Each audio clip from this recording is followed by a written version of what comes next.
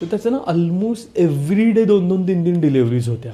आणि मी त्याला जस्ट विचारलं, अरे म्हणजे एवढं काय ऑर्डर केलंस तू किंवा काय? तर त्याचं म्हणणं, अरे बोनस आलाय, दिवाळी आहे, मग काय करायचं. मला माझे जुन्या दिवस आठवले. म्हणजे ना इतकं टेम्पटेशन व्हायचं जेव्हा इन्स्टा वगैरे नवीन आणि असे प्रोडक्ट्स दिसायला लागलेले किंवा अमेझॉनचे सेल सुरू झाले की नाही म्हटलं तरी ना अरे सेलमध्ये मिळतंय, जे मला नॉर्मली 50 ते 60% डिस्काउंटवर मिळते, म्हणून अशा ऑर्डरी मी घेत राहायची. आणि बघितलं तर ना वर्षात ना हार्डली 2दा-3दा पण मी त्या गोष्टी वापरायची नाही. मग नंतर मला रिअलाइज होत गेलं हे तर आपल्याला म्हणजे फक्त टेम्पटेशन, इम्पल्सिव्ह बाईंग आणि स्वतःला एक सुखद आनंद त्या मोमेंटला, असं काही आपण त्याचा वापर होत नाहीये. मग नंतर हळूहळू मग मी माझ्या स्वतःच्या मनाला कंट्रोल घालायला लागली की प्रज्ञा हे खरंच गरज आहे का आपल्याला आता घ्यायची. आता हे समजा आता नाही घेतलं, पुढच्या महिन्यात पण आपल्याला तेवढंच तीव्रतेने वाटतंय का हे घ्यावं, तर मग ती वस्तू आपल्याला खरंच गरजेची आहे. नाहीतर मग कसं आहे माहितीये का, जर का त्यावेळेस आपल्याला ते कंट्रोल करून त्याला कंट्रोल आणता आला ना, तर पुढे जाऊन आपल्याला कळतं की खरंच ह्या गोष्टीची आपल्याला गरजच नव्हती, तर मित्रांनी घेतली म्हणून का, की मला माझा बोनस आलाय, मला माझे पैसे खर्च करायचे. जर का हेच पैसे बाजूला ठेवले असते आणि कुठेतरी चांगले जाऊन वेकेशनला जाऊन आले असते किंवा कुठला तरी एक दागिना झाला असता किंवा कुठल्या कारच्या डाऊन पेमेंटला गेले असते, म्हणजे